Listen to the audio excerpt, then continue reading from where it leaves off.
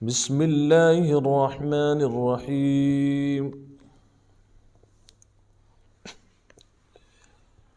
إن الذين آمنوا وعملوا الصالحات يهديهم ربهم بإيمانهم تجري من تحتهم الأنهار في جنات النعيم دعواهم فيها سبحانك اللهم وتحيتهم فيها سلام وآخر دعواهم أن الحمد لله رب العالمين. ولو يعجل الله للناس الشر استعجالهم بالخير لقضي إليهم أجلهم فنذر الذين لا يرجون لقاءنا في طغيانهم يعمهون. وإذا مس الإنسان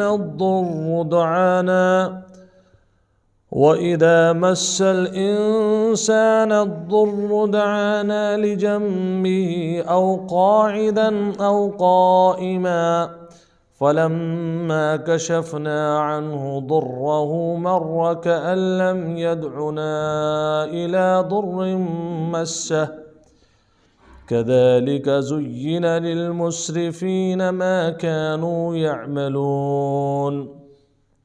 ولقد أهلكنا القرون من قبلكم لما ظلموا وجاءتهم رسلهم بالبينات وما كانوا ليؤمنوا كذلك نجزي القوم المجرمين.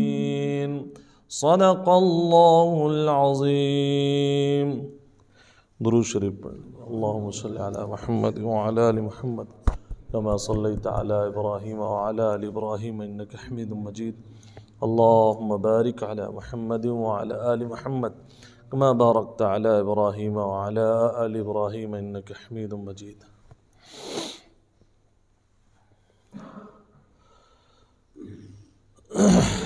یہ سورہ یونس چل رہی ہے.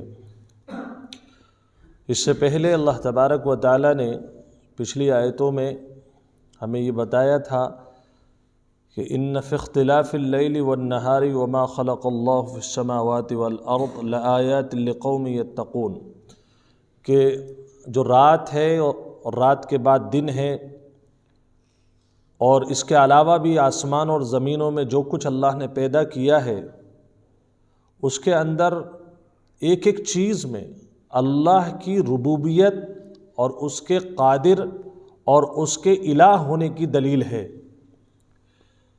بس فرق اتنا ہے کہ جو لوگ اللہ سے ڈرتے ہیں یا اللہ کی اور اپنے خالق کی جستجو میں رہتے ہیں انہیں اللہ کا پتہ مل جاتا ہے، اور جو لوگ صرف اور صرف یہ سمجھتے ہیں کہ اللہ خود سامنے آ کر کے ہمیں بتائے کہ میں تمہارا رب ہوں یا میں تمہارا خدا ہوں یا میں تمہارا پالنہار ہوں، وہ اس بات کے جو لوگ انتظار میں رہتے ہیں ان کو کبھی بھی ہدایت نہیں ملتی ہے. اللہ خود آ کر کے ہمیں نہیں کہے گا، کیونکہ دنیا کی کیپیسٹی اتنی نہیں ہے کہ اللہ کے جلال کی تاب لا سکے. اب یہاں سے اللہ تبارک و تعالیٰ نے فرمایا ان الذین آمنوا وعملوا الصالحات یہدیہم ربہم بایمانہم، بلا شبہ وہ لوگ جو ایمان لائے، نیک اعمال کیے، تو ان کا رب ان کے ایمان کی وجہ سے انہیں سیدھا راستہ دکھلاتا ہے. ایمان کی وجہ سے، ایمان کا مطلب اللہ کو ماننا، رسول اللہ کو ماننا، یعنی بغیر دیکھے کوئی دلیل نہیں، اللہ کی ذات پر کوئی دلیل نہیں چاہیے اسے ماننے کے لیے. یہ کافی ہے کہ اس نے ہمیں پیدا کیا ہے، اور اتنا کافی ہے کہ کوئی پوچھتا بھی نہیں، کوئی ایگریمنٹ نہیں، کچھ نہیں، اور ایک وقت آتا ہے کہ انسان بوڑھا ہونے کے بعد یہ جوانی میں اللہ کے پاس چلا جاتا ہے. تو جب آنے میں آپ نے کوئی دلیل نہیں مانگی اور جاتے وقت آپ کو کوئی دلیل نہیں دی جا رہی، یہی دلیل ہے اس بات کی کہ ہمارا جو پروسیس ہے، ہمارا جو بدن ہے اس کا کوئی ایسا بنانے والا ہے کہ جو ہر چیز پر قادر ہے، وہ جب چاہتا ہے زندہ کر دیتا ہے، جب چاہتا ہے جوان کو بوڑھا کر دیتا ہے، اور جب چاہتا ہے بوڑھے کو موت دے دیتا ہے۔ اللہ فرماتا ہے تجری من تحتہم الانہار، ان کے نیچے نہریں بہہ رہی ہوں گی جنت نعیم میں یا باغوں میں آرام کے لیے۔ جو جنت ہے، ایک تو جنت باغ کو کہا جاتا ہے، نعیم آرام دہ جو باغات ہیں اس کے نیچے یعنی وہ انہیں ملیں گے، اور ان کی کیفیت یہ ہوگی، ان کا انداز یہ ہوگا کہ باغ کے اندر جو درخت لگے ہوئے ہیں اس کے نیچے نہریں بہہ رہی ہوں گی، اور جنت کی یہ خاصیت ہے کہ وہ نہریں دکھائی بھی دیں گی، یعنی زمین اتنی صاف اور شفاف ہوگی کہ اس کے نیچے جو پانی بہہ رہا ہے وہ دکھے گا۔ ظاہر سی بات ہے اس کی کیا خوبی ہوگی اور کیا اس کی خوبصورتی ہوگی۔ آج لوگ پانی کے اوپر یعنی اپنے گھر کے اندر حوض بنوا رہے ہیں، اس کے اندر پانی، پھر اس کے اوپر وہ کچھ ایسا سسٹم بنا رہے ہیں کہ اوپر بیڈ رکھا ہوا ہے فرش پر، اور فرش کے نیچے سے جب وہ اترتے ہیں اپنے چپل پہنتے ہیں تو انہیں نیچے پانی اور مچھلیاں دکھائی دیتی ہیں۔ آج بھی یہ اپنے گھروں کی جو ڈیکوریشن کی جا رہی ہے، جو پیسے والے لوگ ہیں، جو اپنی زندگی کو، اپنے لائف اسٹائل کو ایک انوکھے انداز میں دیکھنا چاہتے ہیں، آج بھی لوگ ایسے گھر بنا رہے ہیں۔ وہ تصور کہاں سے آیا؟ مطلب یہ ہے کہ انسان چاہتا ہے کہ کچھ ایسا ہو کہ زمین میں جو چشمے چل رہے ہیں، آج بھی اللہ تعالیٰ نے زمین میں یہ پانی نیچے سے تو نکلنا ہے، بس اتنا ہے کہ زمین ابھی اتنی صاف اور شفاف نہیں ہے جتنی جنت میں ہوگی۔ کیا مزہ ہوگا اس جنت کا کہ جب جنت میں ہم باغ میں ٹہل رہے ہوں گے اور اس کے درخت بھی ہوں گے، اسی زمین میں سے جو درخت نکل رہے ہیں اس کے نیچے نہریں بھی بہہ رہی ہوں گی، اور جس چیز کی نہر چاہیے آپ کو، شہد کی، شراب کی، پانی کی، دودھ کی، وہ سب آپ کو میسر ہوں گی۔ اور کس انداز پر دیکھیے آپ، قرآن کریم آگے بھی اس کی تشریح بیان فرما رہا ہے۔ ایسی نعمتیں کہ اس کو یعنی پڑھتے ہوئے اور سنتے ہوئے رال ٹپکتی ہے۔ کیا ایسا بھی ہوگا؟ اللہ کہتا ہے بس کام تمہارا اتنا ہے، ان الذین آمنوا وعملوا الصالحات، ایمان لے آؤ، نیک اعمال لے آؤ، اور جتنی باتیں ہم بتا رہے ہیں یہ صرف تمہاری سمجھ کے اعتبار سے بتائی ہیں، ساری نعمتوں کا ذکر اس میں نہیں ہے، آ ہی نہیں سکتا۔ ایک ادنا سی جنت زمین اور آسمان یعنی جو دنیا ہے اس سے 10 گنا بڑی ہوگی۔ یہ وہ آدمی ہوگا جو اعمال کے اعتبار سے سب سے غریب ہوگا، جنتیوں میں سب سے غریب ہوگا، جسے اس دنیا سے بڑی 10 گنا بڑی جنت دی جائے گی۔ 10 بیگھے میں گھر بن جاتا ہے تو بہت دور دور تک شہرت ہوتی ہے، صاحب ان کا گھر بہت بڑا ہے، ہر چیز کی فیسلٹی ہے، باغیچے وہاں پر ہے، کاریں وہاں پر کھڑی ہوتی ہیں، فلانا فلانا۔ اور جب اندازہ لگائیے کہ جب دنیا سے 10 گنا بڑی جنت مل جائے گی، اس کے عیش کا کیا عالم ہوگا۔ اور سب سے خاص بات، جنت میں ایک کو دوسرے سے حسد نہیں ہوگا، یہ سب سے بڑی نعمت ہوگی۔ دنیا میں آپ کتنی بھی نعمت کما لیں، یعنی کتنی بھی دولت کما لیجئے آپ، لیکن کوئی نہ کوئی آپ کے بغل میں ہی کھڑا ہوا ہوگا جو آپ کو یہ کہہ رہا ہوگا کہ یہ چھچورے ہیں، ان کے پاس ذرا سی دولت کے آگے دکھاتے پھر رہے ہیں۔ آپ کو ٹارچر کرنے والے، آپ کی دولت پر حسد کرنے والے، آپ کی اولادوں پر حسد کرنے والے آپ کے بغل میں ہی ہیں۔ تو وہ جو مزہ تھا 10 بیگھے کا اور بڑے مکان کا، تو وہ کرکرا سا ہو جاتا ہے نا۔ اللہ فرماتا ہے جب جنت میں آؤ گے تو سب سے پہلا کام، میں دلوں سے کینہ، حسد، بغض سب نکال دوں گا۔ جو جس کو ملے گا وہ اس پر راضی ہوگا، اور اتنا راضی ہوگا اللہ سے کہے گا اب اس کے علاوہ کسی چیز کی ضرورت نہیں ہے۔ دیکھیے اب جنت کے اور تھوڑے سے نقشہ اللہ تعالیٰ نے کھینچا ہے۔ دعواہم فیہا سبحانک اللہم، ان کا کہنا، ان کی دعا اس میں یہ ہوگی سبحانک اللہم، یعنی جب وہ نعمتیں دیکھیں گے، بھئی نعمت غیر مترقبہ کس کو کہا جاتا ہے، یعنی جس کی ہمیں امید نہیں تھی۔ ہم نے 50,000 کسی کاروبار پر لگائے، سمجھیں آپ بات کو، 50,000 لگائے، ارادہ کیا تھا کہ بھئی 4-5 ہزار روپے مہینہ کم جائیں، 50,000 روپے سے کتنا کاروبار ہو جائے گا؟ بھئی 50,000 لگا کر کے 4-5 ہزار مہینہ اگر کم جائیں تو بڑی بات ہے۔ اب ایک آدمی نے 50,000 لگائے اور اس کا کام اتنا اچھا چل گیا، اتنا اچھا چل گیا کہ وہ 50,000 روپے مہینہ کمانے لگا کچھ مہینوں کے بعد۔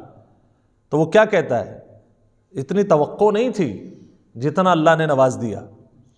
اتنی تو یہ جو ہے یہ غیر مترقب ہے، اس کی کوئی امید نہیں ہے. اللہ یہ فرما رہا ہے کہ جب جنتیوں کو جنت میں نعمتیں ملیں گی، ہر بوڑھا جوان نظر آئے گا، صحت اس کو نظر آئے گی، جو وہ چاہے گا. حدیث میں ہے ما لا عین رأت ولا اذن سمعت ولا خطر علی قلب بشر. ایسی نعمتیں ہوں گی کہ نہ آنکھ نے کبھی دیکھی ہوں گی، نہ کانوں نے ان کے بارے میں کبھی سنا ہوگا، نہ زبان نے کبھی ان کا ذائقہ چکھا ہوگا، اور نہ دل پر کبھی اس کا خیال بھی آیا ہوگا.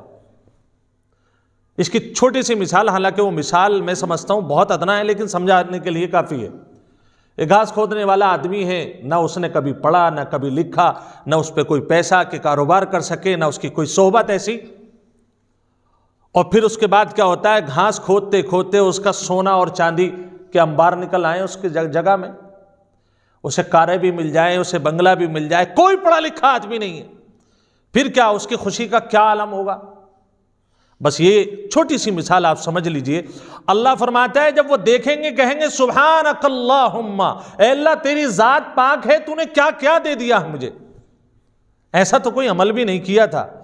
یہ جنتیوں کی خاصیت ہے اور یہ ہمیں بھی اپنانی چاہیے.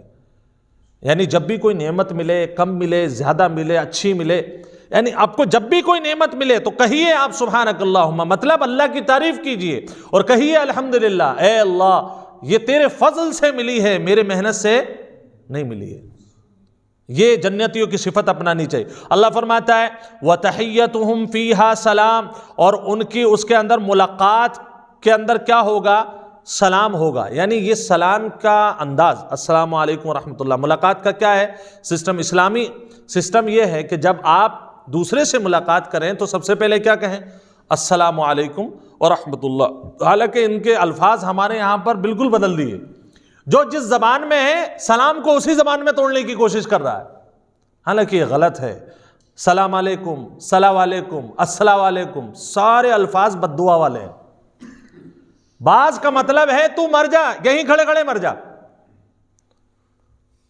آپ نے اسے دعا نہیں دی، آپ نے بد دعا دے دی اس کو. یہ الفاظ ختم کیجئے. جو اصل لفظ ہیں سین لام الف میم، سین لام الف میم، سلام. اب آپ جو سلام کر رہے ہیں اس میں تلاش کیجئے کہیں ایسا تو نہیں ہے کہ ہم نے میم کی جگہ پر واو لگا دیا، السلام علیکم.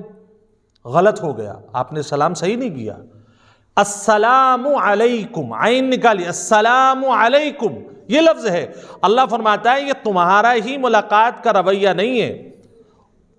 اللہ کہتا ہے یہ سلسلہ جنت میں بھی جاری رہے گا.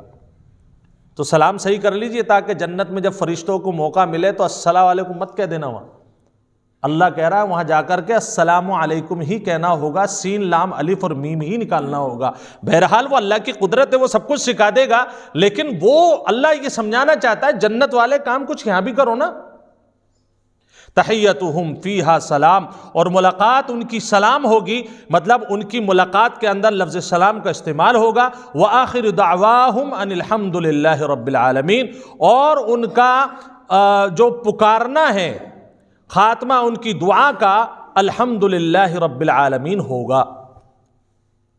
بس وہ الحمدللہ رب العالمین، جو بھی نعمت ملے گی الحمدللہ رب العالمین. اچھا، ایک حدیث کے مطابق یہ سبحانک اللہم جو آیا ہے، یہ سبحان اللہ یا سبحانک اللہم، یہ ایک ایسا مان لیجئے کہ ایک پاور بٹن ہوگا. یہ لفظ ایک بٹن ہے کہ جب دل چاہے گا، اس کا پرندہ اس نے کوئی دیکھا اڑتا ہوا، اس کا دل چاہے گا کہ بھئی اس کا گوشت کھانا ہے، اس کو یہ کہنے کی ضرورت نہیں ہے کہ فرشتے بات سنو ذرا اس کو ذبح کر کے لاؤ، تندور پہ لگا کر کے لے کے آؤ. یہ کہنے کی ضرورت نہیں ہے. اتنا کہے گا سبحانک اللہم. اللہ ارادوں پر فیصلہ کرے گا، نیتوں پر فیصلہ کرے گا. نیت کی اور ادھر وہ حاضر ہو گئی. آپ کو فرائی کھانی ہے یا آپ کو تنور پر سکی ہوئی کھانی ہے، جو بھی کھانا ہے بس دل میں ارادہ ہوگا. یہ ایک سمجھانے کے لیے ہے. وہاں کی نعمتوں کا تصور مشکل ہے، بس حضور پاک صلی اللہ علیہ وسلم نے بتا دیا، قرآن نے ذکر کر دیا، ہم اس کو دہرا رہے ہیں. ورنہ اللہ کی نعمتیں وہ ایسی ہیں جو رسول اللہ صلی اللہ علیہ وسلم نے جو بیان فرمایا وَلَا خَطَرَ عَلَىٰ قَلْبِ بَشَرٍ، اس کا خیال آپ کے دماغ میں دل میں آ ہی نہیں سکتا ہے۔ بہرحال یہ ایک بٹن ہوگا وَلَوْ يُعَجِّلُ اللَّهُ لِلنَّاسِ الشَّرَّ اسْتِعْجَالَهُمْ بِالْخَيْرِ۔ اچھا یہاں سے ایک نیا مضمون شروع ہو رہا ہے۔ وہ نیا مضمون کیا ہے کہ بہت سارے لوگ کیا ہوتے ہیں، جیسے انہیں کوئی تکلیف آئی، اللہ نہ کرے کسی کے ساتھ حادثہ ہو گیا، غریب تھا بیچارہ، قرضہ لے کر کے وہ سعودی گیا اور وہاں کا جو کفیل ہے وہ ظالم مل گیا،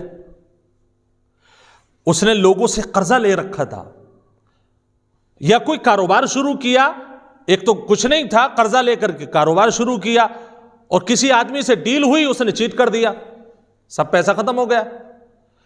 بہرحال جو بھی ہو، کہتے ہیں مرتے پر 4 لاتے سوار ہیں، وہ والا اگر سسٹم آ جائے تو آدمی کیا کرتا ہے، کہتا ہے بھائی اس سے تو مرنا ہی اچھا ہے، وہ اللہ سے بد دعا کرتا ہے۔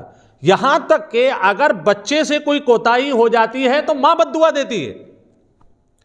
ہمارے یہاں بڑا مشہور مقولہ ہے عورتوں میں کہ تو مر جا، تیرا جنازہ نکل جا، تو یہاں سے تباہ ہو جا، تیرے ٹانگیں ٹوٹ جائیں اور سر ٹوٹ جائے۔ اور کتنی وہ کچھ عورتیں تو وہ بد سلیقہ ہوتی ہیں جو اپنے شوہروں کو بد دعا دیتی ہیں۔ ان سے بڑی جاہل عورت، اس لیے کہا جاتا ہے، علماء نے لکھا ہے اپنی عورتوں کو، بیٹیوں کو پڑھاؤ، انہیں پتہ تو چلے کہ کیا کہہ رہی ہیں۔ شوہر کو بد دعا دے رہی ہیں۔ ایک صاحب آئے تھے میرے پاس، وہ کہنے لگے بولے صاحب میری بیوی کو سمجھائیے آپ۔ میں نے کہا صاحب میں کیا سمجھاؤں؟ بولے یہ کہتی ہے کہ اب تو باہر جائے تو تیرا ایکسیڈنٹ ہو جائے، تیرے اندر کیڑے پڑ جائیں۔ اور اتفاق یہ ہوا چند دنوں کے بعد اسے دماغی اٹیک آیا اور ختم ہو گیا۔ اب روتی پھر رہی ہیں چاروں طرف کہ میں تو تباہ ہو گئی، بد دعا تو نے دی تھی۔ شوہر ہی وہ ہیں جو آپ کو تنگ دستی کے باوجود چاہے مانگ کر کے لے کر کے آئے، تیرا اور تیرے بچوں کا پیٹ وہی بھر سکتا ہے۔ وہ چچیرے تیرے اور وہ جو بیٹھی ہوئی ماں ہے میکے کے اندر جو سمجھاتی ہے، اور وہ جو بہنیں ہیں اپنے اپنے گھروں پر بیٹھ کر کے فون کر کے سمجھاتی ہیں، بہن شوہر کا کہنا مت ماننا، اور ساس کچھ کہے تو چپل اٹھا کر کے مارنا، یہ سب برباد کرنے والی عورتیں ہیں۔ یہ گھروں کو تباہ کرتی ہیں، یہ مائیں نہیں ہیں، یہ اصل میں ان کی دشمن ہیں۔ یہ تو انسانی فطرت ہے، جھگڑے ہوتے ہیں، لڑائیاں ہوتی ہیں۔ اس کا مطلب کیا ہے کہ آپ اپنی بیٹی کو اس بات پر ابھارو کہ وہ اپنے ساس کے اوپر چپل اٹھائے، اپنے سسر کے اوپر گالیوں کی بوچھار کر دے، اپنے دیور اور جیٹھ کے اوپر وہ چپلیں اٹھائے۔ یہ کون سا طریقہ ہے؟ اچھا پھر اس کے بعد کیا ہوتا ہے؟ بد دعائیں دے رہی ہیں۔ اچھا شوہر کو بد دعا دے دی، شوہر نکل پڑا، اب کہہ رہی ہیں بولے کس کے آگے ہاتھ پھیلاؤں، دنیا بھر میں بھکاری بن گئی۔ شوہر ہی عورت کے لیے وہ ایک آڑ اور وہ ایک پردہ ہے کہ جس کی کفالت دنیا کا کوئی مرد نہیں کر سکتا ہے۔ 2 ہی لوگ ہیں جن کا کوئی ثانی نہیں ہے۔ نمبر 1 شادی سے پہلے باپ، اور شادی ہونے کے بعد شوہر۔ ان دونوں لوگوں کی جگہ کوئی لے ہی نہیں سکتا ہے۔ ایک بیٹا گزر گیا، دوسرا لے لے گا اس کی جگہ، ایک بھائی چلا گیا، دوسرا لے لے گا اس کی جگہ، بہن چلی گئی، کوئی دوسری جگہ لے لے گی اس کی، وہ پیار مل جائے گا آپ کو، لیکن باپ کا جگر اور شوہر کا مرتبہ اور شوہر کی محبت آپ کو ان 2 کے علاوہ کہیں نہیں مل سکتی۔ کتنا بھی برا ہے، شوہر شوہر ہی ہوتا ہے، وہ اپنی بیوی کی عزت کو نہیں بیچ سکتا۔ اگر کوئی بغیرت ہے تو صاحب میں اس کا کہہ نہیں سکتا، میں شریف لوگوں کی باتیں کر رہا ہوں۔ اب دیکھیے آپ، یہ جو بد دعائیں کرنے والی مائیں ہیں، جب ان کے بچوں کا انتقال ہو جاتا ہے یا کوئی بیماری آ جاتی ہے، اچھا میں بد دعا کے سلسلے میں بتاؤں، احادیث سے یہ ثابت ہے بد دعا ایک گیند کی طرح ہے جو آپ نے دیوار پر ماری ہے۔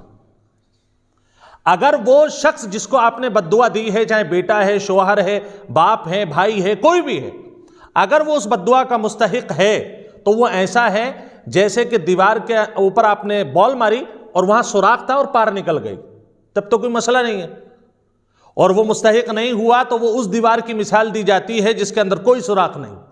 دیوار پر آپ بال ماریے، کہاں جائے گی؟ لوٹ کر کے آپ ہی کے پاس آئے گی۔ یہ بد دعا کا اثر ہونا لازمی ہے، آج ہو جائے، کل ہو جائے، 10 سال کے بعد ہو جائے، اس کا اثر اور نحوست آپ پر آنا لازمی ہے، کیونکہ ہر لفظ کا اپنا ایک اثر ہوتا ہے۔ اس پہ مجھے بات یاد آئی، بہت سارے لوگ یہ سمجھتے ہیں کہ الفاظ کا کوئی اثر نہیں ہوتا ہے۔ قرآن پاک کسی نے پڑھ کر کے پھونکا. احادیث میں بھی ہے حضور پاک صلی اللہ علیہ وسلم کی ایک صحابی نے دعوت کی اور آپ نے دعوت میں جا کر کے پوچھا آپ کیا بنایا؟ تو صحابی کہتے ہیں کہ ایک ہی بچہ تھا، وہ ہم نے یہ سمجھا کہ آپ اکیلے آئیں گے، ایک دو ساتھی اور آ جائیں گے. حضور پاک صلی اللہ علیہ وسلم تقریباً 50 کو لے گئے. آپ نے فرمایا کہ بھائی میں اکیلا نہیں ہوں. اب جب انہوں نے مال دیکھا اپنا جو پکڑا ہے اور ادھر 50 لوگ تقریباً دیکھے تو ان کے تو دماغ کے فیوز ہل گئے. بولے اللہ کے نبی صلی اللہ علیہ وسلم لے کر کے آئے ہیں اور دسترخوان وسیع ہے اور میرے پاس تو ایک بکری کا بچہ ہے، وہی تھا، کوئی زیادہ سرمایہ نہیں تھا. حضور پاک صلی اللہ علیہ وسلم نے فرمایا گھبراؤ مت. آپ گئے، آپ نے کچھ پڑھا پھونکا، اس کے بعد آپ نے کہا کہ دیکھو جب تک میں نہ کہوں تب تک اس ہانڈی کا ڈھکن کھولنا مت. اپنی بیوی سے کہنا بس ایسے ہی نکال کر کے دیتی رہے. حضرت جابر بن عبداللہ رضی اللہ تعالیٰ عنہ غالباً اس حدیث کے مین مدعی ہیں. وہ کہتے ہیں کہ جب سب لوگوں نے کھا لیا، ہم نے بھی کھا لیا، ہمارے گھر کے لوگوں نے بھی کھا لیا، پھر ہم نے دیکھا کہ بکری کا بچہ تو اتنا سا تھا، 2-3 لوگوں کا کھانا تھا، یہ اتنی برکت. انہیں پتا تھا کہ رسول اللہ صلی اللہ علیہ وسلم کے الفاظ سے یہ اثر اللہ تعالیٰ نے برکتیں ڈالی ہیں. بولے آخر دیکھتے تو ہیں کہ اس کے اندر ہے کیا. حضور پاک صلی اللہ علیہ وسلم نے منع فرمایا تھا دیکھو ذرا اٹھانا مت اسے. اب انہوں نے کہا سب معاملہ تو نبٹ گیا، سب لوگ چلے گئے. انہوں نے اٹھا کر کے دیکھا. کہتے ہیں مجھے یہ دیکھ کر کے تعجب ہو گیا، میں یہ سمجھ نہیں پایا کہ جس وقت پکایا گیا تھا اس وقت زیادہ ہے یا 50-60 لوگوں نے کھا لیا اس کے بعد جو دیکھا ہے وہ زیادہ ہے. لگتا کچھ کمی نہیں ہوا ہے. الفاظ کی برکتیں ہوتی ہیں. برکتیں میں آپ کو کہہ رہا ہوں، اس کا مطلب یہ نہیں ہے کہ آپ جو ہے اس کا کچھ اور مفہوم لے جائے. ایک صاحب تھے، کوئی بیمار ہوا اور اس کے بعد یہ میں آپ کو بتا رہا ہوں، یہ ایک بزرگ کا واقعہ ہے. اب انہوں نے آ کر کے کچھ پڑھا. قرآن کریم پڑھنے کا حکم ہے، جیسے کہ حضور پاک صلی اللہ علیہ وسلم کی احادیث میں ملتا ہے کہ جب کوئی انسان انتقال کرے تو اس کے لیے دعائیں ہیں، قرآن کی آیات ہیں. جب کوئی بیمار کی عیادت کرنے جائیں تو اس کے لیے دعائیں ہیں. تو ایک صاحب آئے ہو آ کر کے کہنے لگے صاحب کیا پڑھ رہے ہو آپ؟ یہ بولے صاحب ایسے ایسے میں پڑھ رہا ہوں، اللہ کا کلام پڑھ رہا ہوں. بولے اس کا کوئی اثر نہیں ہوتا ہے، پڑھنے سے کچھ نہیں ہوتا ہے، الفاظ کا کوئی اثر نہیں ہے. بولے صاحب الفاظ کا بھی اثر ہوتا ہے. بزرگ کہنے لگے، بولے نہیں کوئی اثر نہیں ہوتا. انہوں نے کہا اچھا. انہوں نے کوئی سوال جواب تو نہیں کیا، اس کو گالی دینا شروع کر دیا. سامنے والے کو گالی دینا شروع کر دیا. اب 1-1.5 منٹ ہوا ہے، وہ صاحب تو تن کر کے آ گئے. بولے صاحب ابھی تو آپ کچھ اور زبان بول رہے تھے اور آپ کچھ اور زبان بول رہے ہو، آپ کو سلیقہ نہیں ہے، تمیز نہیں ہے، آپ کو تو یوں کر دوں گا اور یوں کر دوں گا. بولے صاحب آپ برا کیوں مان رہے ہیں؟ میں تو الفاظ ہی تو بول رہا ہوں، آپ کو کچھ کہا تھوڑی ہے، آپ کو مارا تھوڑی ہے. بھئی الفاظ ہی تو بولیں. جب آپ ابھی کہہ رہے تھے کہ الفاظ کا کوئی اثر نہیں ہوتا ہے تو اب آپ کیوں برا مان رہے ہیں؟ آپ کا خون کیوں کھول رہا ہے؟ اس آدمی سے جواب نہیں بنا، چلتا بنا. بہرحال میں یہ بات عرض کر رہا ہوں کہ اگر آپ کوئی بد دعا دے رہے ہیں تو ذرا سوچ سمجھ کر کے دیجئے، کہیں آپ کا گھر اس سے تباہ نہ ہو جائے. اور اگر سامنے والا تباہ نہیں ہوا تو اس کا عذاب آپ کی جان پر وبال جان بن جائے گا. عورتوں کو سمجھائیے اس بات کو. اللہ تبارک و تعالیٰ فرماتا ہے کہ یہ کچھ لوگ ہوتے ہیں جو کہتے ہیں کہ اللہ بس میرا کام یہ برباد کر دے اور یوں کر دے اور یوں کر دے. اچھا، لو یعجل اللہ للناس، اگر اللہ بھی جلدی کر لے لوگوں کے لیے اس برائی کا جس کے بارے میں وہ جلدی مانگ رہے ہیں خیر کی طرح، لقضی الیہم اجلہم، تو ان کی عمریں ختم ہو جائیں گی، ان پر موت طاری ہو جائے گی. یعنی اس نے مانگا، غصے میں تھا اور کہہ دیا کہ اللہ اٹھا لے، میری زندگی کا کوئی فائدہ نہیں ہے. اور اللہ تعالیٰ اگر اسی وقت ملک الموت کو بھیج دے تو اللہ سے سوال کرنے والا کون ہوگا صاحب؟ تو اس لیے اللہ کہہ رہا ہے ذرا سنبھال کر کے بولو. فَنَذَرُ الَّذِينَ لَا يَرْجُونَ لِقَاءَنَا فِي طُغْيَانِهِمْ يَعْمَهُونَ، سو ہم چھوڑے رکھتے ہیں ان لوگوں کو جو ہماری ملاقات کی امید نہیں رکھتے ہیں. کس چیز میں چھوڑے رکھتے ہیں؟ ان کی سرکشی میں سرگرداں چھوڑے رکھتے ہیں ہم ان کو. یعنی جو لوگ اللہ پر امید ہی نہیں رکھتے، بار بار سمجھا رہے ہیں نبی پاک صلی اللہ علیہ وسلم مان جاؤ بھائی، اللہ کی بات مان جاؤ، آ جاؤ اللہ کی طرف، اللہ کے دین کی طرف آ جاؤ، غلط باتیں چھوڑ دو، غلط کام چھوڑ دو. وہ کہتے ہیں صاحب نہیں ہماری سمجھ میں باتیں نہیں آ رہی. تو پھر آخر کار یہ ہوتا ہے، اللہ تعالیٰ کہتا ہے جاؤ اب جو تم کر رہے ہو کرتے رہو، اب تمہیں ہدایت نہیں ملے گی. وَإِذَا مَسَّ الْإِنسَانَ الضُّرُّ دَعَانَا لِجَنبِهِ أَوْ قَاعِدًا أَوْ قَائِمًا. اچھا یہاں ایک الگ مضمون ہے. دیکھیے اللہ تبارک و تعالی کس انداز میں قرآن کو اللہ پاک بیان کر رہا ہے. ایسا لگ رہا ہے کہ آج ہی قرآن کریم نازل ہوا ہے. دیکھیے ہماری عادت کیا ہے, جب پریشان ہوتے ہیں ہم, کاروبار سے پریشان, بچوں سے پریشان, یا کوئی بات کو لے کر کے ٹینشن ہے, تو ہمارا کیا ہوتا ہے کہ جو سمجھدار لوگ ہوتے ہیں ماشاءاللہ مسجد میں آتے ہیں, صدقہ بھی کرتے ہیں, مسجد میں بھی آتے ہیں, امام صاحب سے دعا کو بھی کہتے ہیں, جو نمازی ہوتے ہیں ان سے بھی دعا کو کہتے ہیں نہیں کہتے ہیں ہم لوگ. بعض مرتبہ جب زیادہ پھنس جاتا ہے انسان تو تہجد میں بھی اٹھتا ہے. بلکہ میرا اپنا تجربہ چھوٹی سی عمر میں یہ ہے کہ بعض میں نے ساتھیوں کو دیکھا کہ اگر میں نے ان کو یہ کہہ دیا کہ تہجد کے وقت میں فلاں وقت میں آپ کو فلاں دعا پڑھنی ہے, 1 منٹ ادھر سے ادھر جو ہو جائے. اللہ فرماتا ہے کہ جب انسان کو تکلیف پہنچتی ہے دعانا تو ہمیں پکارتا ہے, لجنبہ اپنے پہلو پر لیٹے لیٹے پکارتا ہے. کیسے لیٹا ہوا بھی ہے, اللہ اب تو ہی نکال سکتا ہے اس دلدل سے. او قاعدن یا بیٹھے بیٹھے بھی پکارتا ہے ہمیں, بیٹھا ہے تب بھی یہی ہے, اے اللہ اب کسی کے بس کی بات نہیں, تو ہی نکالے گا. او قائمن یا کھڑے کھڑے, مان لیجئے نماز میں کھڑا ہے تب بھی اللہ کو یاد کر رہا ہے, یا ویسے کہیں کھڑا ہے تب بھی کہہ رہا ہے اے اللہ تو ہی نکالے گا. اللہ کہتا ہے کتنا اچھا بندہ ہے, چلو پکار رہا ہے, کتنا اچھا بندہ ہے. دیکھیں اب دوسری صفت, فَلَمَّا كَشَفْنَا عَنْهُ ضُرَّهُ, اور جب ہم اس کی تکلیف کو دور کر دیتے ہیں تو مَرَّ كَأَن لَّمْ يَدْعُنَا إِلَىٰ ضُرٍّ مَسَّهُ, تو جب تکلیف دور ہو گئی تو ہمارے پاس سے وہ ایسے گزرتا ہے جیسے کبھی کسی تکلیف نے اس نے مجھے یاد ہی نہیں کیا تھا, یعنی اس کا ہمارا تعلق کبھی تھا ہی نہیں. اللہ نے ٹینشن سے نکال دیا, بچیوں کی شادی کرنی تھی, اللہ تو ہی کرے گا.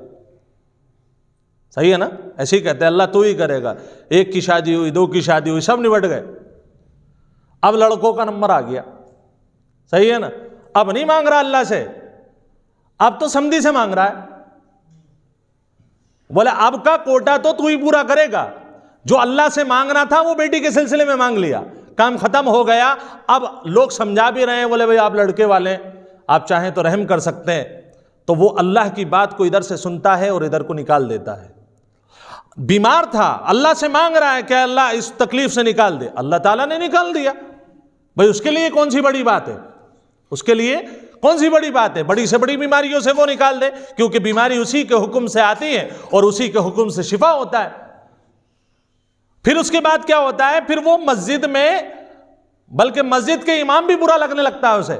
اگر امام صاحب نے کہیں پر کہہ دیا, کسی ساتھی نے کہہ دیا بھائی نماز کو آ جاؤ, اب دکھائی نہیں دے رہے ہو آپ بہت دنوں سے, 1-2 مرتبہ کہیں گے تو برداشت کر لے گا, پھر اس کے بعد کہے گا ابھی تو آپ نے مجھ سے کہا تھا پھر کہہ دیا, کیوں میری جان کے پیچھے پڑے ہوئے, الٹے سیدھے جواب دے گا. اللہ فرماتا ہے ایسا لگتا ہے جیسے اس کا ہمارا کبھی تعلق ہی نہیں تھا. مرّا کأن لم يدعنا, وہ ایسے گزرتا ہے جیسے کہ اس نے کسی تکلیف میں ہمیں پکارا ہی نہیں تھا.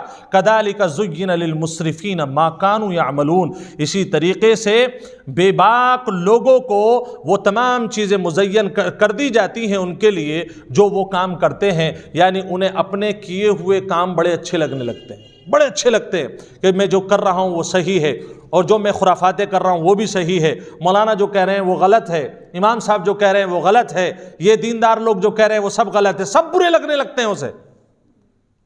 کسی بھی یہ خاصیت ہے. جب غریب تھا لوگوں کے ٹکڑوں پر پلتا تھا, ادھر کھا لیا ادھر کھا لیا, اس سے پیسے ادھار لے لیے اس سے پیسے ادھار لے لیے, تب سب اچھے لگتے تھے. جب اپنے پاس پیسہ آ گیا, اب اگر کوئی کہہ رہا ہے کہ صاحب اپنے پرانے حالات بھی یاد کرو اور اس وقت جو ہے ذرا سلیقے سے زندگی گزارو, یہ کیا بات ہے کہ پہلے پورے پجامے میں ٹہلتے تھے اب جو ہے انڈر ویئر میں ٹہل لو, پیسے زیادہ آ گئے تو سلیقے کے کپڑے پہننے چاہیے نا, وہ الٹے سیدھے کپڑے پہننا ہے. تو اللہ تبارک و تعالیٰ کے قانون یہ کہتا ہے کہ جب انسان کے اوپر اللہ کی تباہی آتی ہے تو وہ الٹے سیدھے کام ہی کرتا ہے, اور جو اسے اچھی بات بتاتا ہے وہ اسے بری لگنے لگتی ہے. وَلَقَدْ أَهْلَكْنَا الْقُرُونَ مِنْ قَبْلِكُمْ لَمَّا ظَلَمُوا, اب اللہ دھمکی دے رہا ہے, اللہ دھمکی دے رہا ہے. دھمکی کیا ہے کہ اگر پیسے آنے کے بعد یا شہرت آنے کے بعد تم اللہ کے راستے سے ہٹے, یا بیماری سے شفا ہونے کے بعد تم نے اللہ کا دربار چھوڑا, یا کاروبار فیل ہونے کے بعد ترقی کے دنوں میں تم نے اللہ کو چھوڑا, تو سنو ہم نے پچھلی قوموں کو، تم سے پہلی بہت ساری جماعتیں تھیں، ہم نے ان کو بھی ہلاک کر کے دکھا دیا، لما ظلموا، جب وہ اللہ کے قانون کو توڑنے لگے اللہ نے انہیں بھی برباد کر دیا۔ تم کیا چیز ہو؟ دو چار پیسے کیا آ گئے؟ تمہیں تو مسجد والے برے لگنے لگے۔ اچھا میں نے اپنی آنکھوں سے کانوں سے سنا ان لوگوں کو، ایسے لوگوں، آپ کہیں گے کیسے کہہ رہا؟ آ کر کے دعا کرا رہے ہیں، حضرت دعا کر دیجئے، مجھ سے بھی اوروں سے بھی، الحمدللہ کام چلنے لگا۔ اس کے بعد مسجد کے پاس ہی نہیں بھٹک رہے، پھر پتہ چلا کہ بولے میرے نزدیک مولانا لوگ ٹھیک نہیں ہیں، ان کے اندر یہ برائی ہے، ان کے اندر وہ برائی ہے، مفتی سلمان صاحب میں یہ برائی ہے، مفتی شبیر صاحب میں یہ برائی ہے، فلاں صاحب میں یہ برائی ہے۔ میں نے کہا بھائی اس کا تختہ تو پلٹ گیا، وجہ قرآن، اس کے پاس پیسہ جو ہے وہ صحیح طریقے سے نہیں آیا۔ حلال پیسے کی، عافیت والے پیسے کی پہچان یہ ہے، اس کے آنے کے بعد رشتہ داریاں جڑتی ہیں، اللہ سے تعلق جڑتا ہے، اور جب پیسہ غلط طریقے سے آتا ہے تو اللہ کا دامن بھی چھوٹتا ہے، رشتہ دار بھی چھوٹ جاتے ہیں۔ اللہ فرماتا ہے اگر تم غرور میں ہو تو خاموش رہو، ہم نے پہلے بھی ختم کیا ہے لوگوں کو، اور تمہیں بھی ذرا دیر لگے گی۔ وجاءتہم رسلہم، ان کے پاس ان کے رسول آئے، بالبینات، واضح نشانیاں لے کر، وما کانوا لیؤمنوا، اور وہ لوگ ایمان نہیں لائے۔ کذالک نجزی القوم المجرمین، اسی طریقے سے ہم مجرم لوگوں کو بدلہ دیتے ہیں، لہٰذا ابھی بھی اپنے حالات پر غور کر لو۔ ثم جعلناکم خلائف فی الارض، پھر ہم نے تم کو زمین میں خلیفہ بنایا ان کے بعد، یعنی اللہ کہہ رہا ہے وہ انہیں ہلاک کرنے کے بعد تمہیں بھیجا تھا، انہیں ہلاک کرنے کے بعد تمہیں بھیجا ہے، لہذا تم اب ہمارے خلیفہ ہو، لیکن لننظر کیف تعملون، چاہیے کہ ہم تاکہ دیکھ سکیں کیسا تم کام کر رہے ہو، یعنی تمہیں ایسے ہی نہیں بھیج دیا، اللہ کے پلان کے ساتھ تم آئے ہو، اگر کچھ غلط کرو گے تو اللہ کے یہاں پکڑ ہوگی، اس لیے بہتر تمہارے لیے یہ ہے کہ تم اپنے پیسے کے غرور سے باہر آؤ، اپنے کاروبار کے غرور سے باہر آؤ، اپنی طاقت کے غرور سے باہر آؤ، اور اللہ کے سامنے سجدہ ریز ہو جاؤ۔ اگر تکلیف ہے تب بھی اللہ کو یاد کرو، اور خوشحالی ہے تب بھی اللہ کو یاد کرو، یہ اللہ چاہتا ہے۔ اللہ تبارک و تعالی ہمیں اس کی قدرت پر ایمان رکھنے کی توفیق نصیب فرمائے، اور قرآنی احکامات کے مطابق حرام سے بچنے کی اور حلال کو اختیار کرنے کی توفیق نصیب فرمائے۔ دعا کر لیجیے۔